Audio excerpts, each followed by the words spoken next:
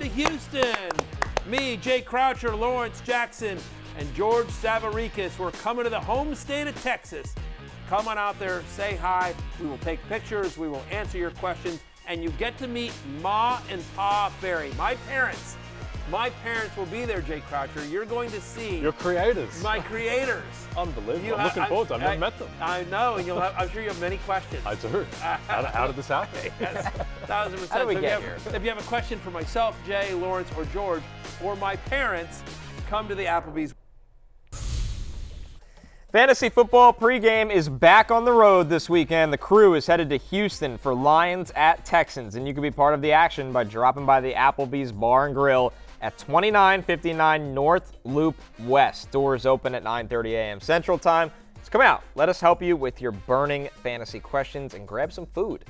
Yeah, 100%. It is free to get in. Doors open at 9:30. People, I got some people asking, like, is there a cover charge? Are there tickets? Absolutely not. It is free. We don't have the band yet. That's why. Huh? We never found the band. We never found the band. There's no we cover never found charge. the slot merchants. So there's no cover charge at all. It's 100% free.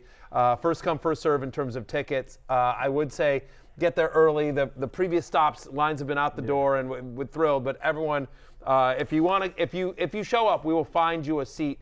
Your chance to get on national television. And again, you don't even have to have a fantasy football question. If you just want a question like, what was Matthew like as a child?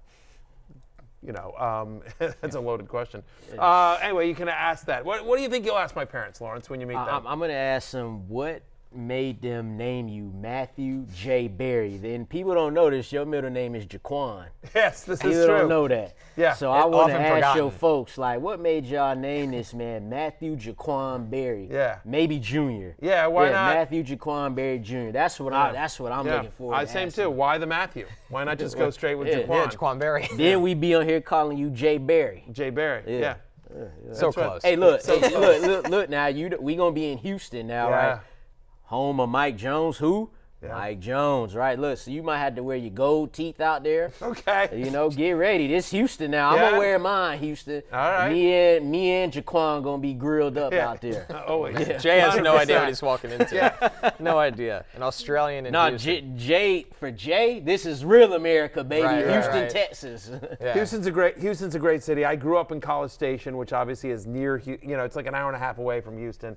Parents making the drive, so that'll be fun. Looking forward to seeing them. Looking forward to seeing everyone in Houston at the Applebee's there. So please come out. Speaking of Applebee's, who's eating good? Served by Applebee's, Rhamondre Stevenson has been a touchdown machine, Matthew, and thank God he has, because it's kept his fantasy relevance alive and well. 7 total touchdowns this season. Only 5 running backs have more than that. Having said that, in the 3 games he hasn't scored this season, he's averaging under 5 fantasy points per game. And his last 3 games, he's averaging 2.2 yards per carry, 37 for 82. Now, he's averaging over 16 fantasy points because of the touchdowns. Yeah. But I feel like if you look at the upcoming schedule, at Chicago this week, you don't love that. Home to the Rams, at Miami, home to Indianapolis. Kind of a mixed bag there. I think Rhamondre Stevenson might be a little bit of a sell high here because, he's so touchdown dependent. Now, again, he's sort of all they got, but he's currently running back 7 on the season.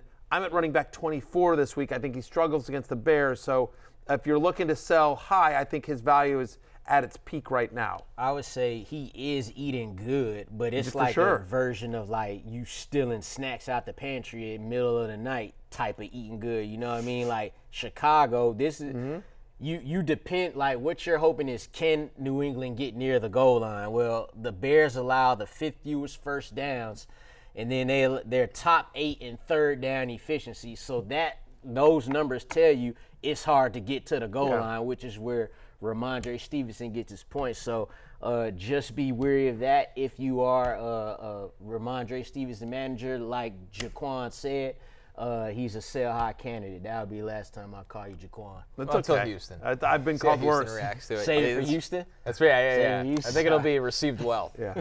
Or confused. We'll see. Davante Adams reunited with Aaron Rodgers, and for the first time, Matthew, they looked like the Packers version against the Texans, and he's got a great matchup with the Cardinals this week. Yeah, over the last 4 weeks, Arizona bottom 12 in terms of most fantasy points allowed to opposing wide receivers. Davante Adams, to your point, just getting more and more assimilated into the Jets offense, more and more reconnecting with Aaron Rodgers. His catches, his yards, and his fantasy points have increased each week since the trade. 34% target share last week for number 17, despite having to leave the game to be evaluated for a concussion. So he's in and out of the game for a little bit, and yet still big game for Davante Adams, kind of overshadowed because Garrett Wilson had such a ridiculous game, including, catch of the, one of the catches of the century.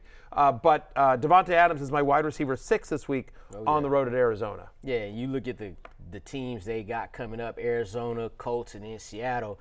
Like, you like them. I think the Jets low-key could get on some kind of little streak, but we'll say that for another day. In this day, I like Davante Adams and Garrett Wilson way more right now than Tyreek Hill and Jalen Waddle, because Davante Adams and Garrett Wilson, those are 2 wide receiver 1s for your football team.